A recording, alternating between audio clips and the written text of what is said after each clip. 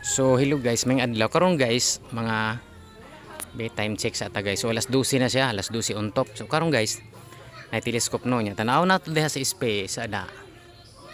So di na to makita ang wa jud makita natong planeta. Pero tanaw na to dinhi sa telescope ako nang ikuan sa eyepiece. So muna siya guys. Muna siya ang planetang Venus.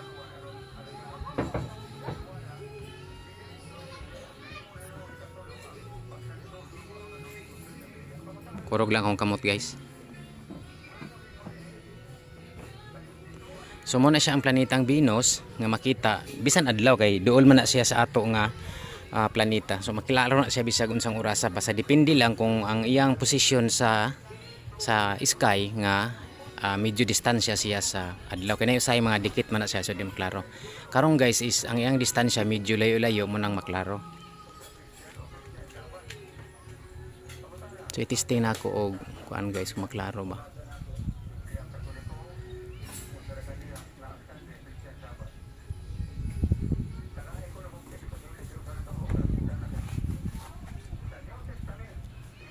So di gid siya maklaro guys.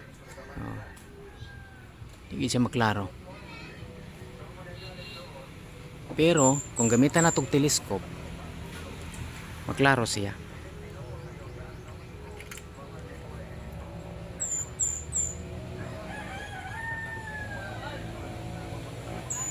So atong i-focus og balik guys.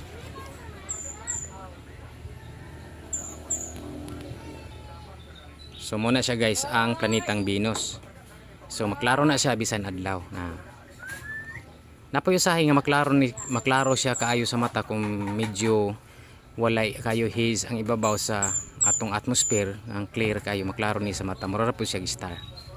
Pero kung tanaw ni sa telescope guys siya nahimo na siyang murag half moon tungod kay nakaposisyon na siya nga medyo takilid sa nakatakilid siya sa sun ba. Pag tuwa siya sa luyo sa sun, maiwag matanaw gini mo na siya nga medyo pole. Pero once nga nakatakilid, ang maigo rapod niya is ang katunga rapod. Mana siya.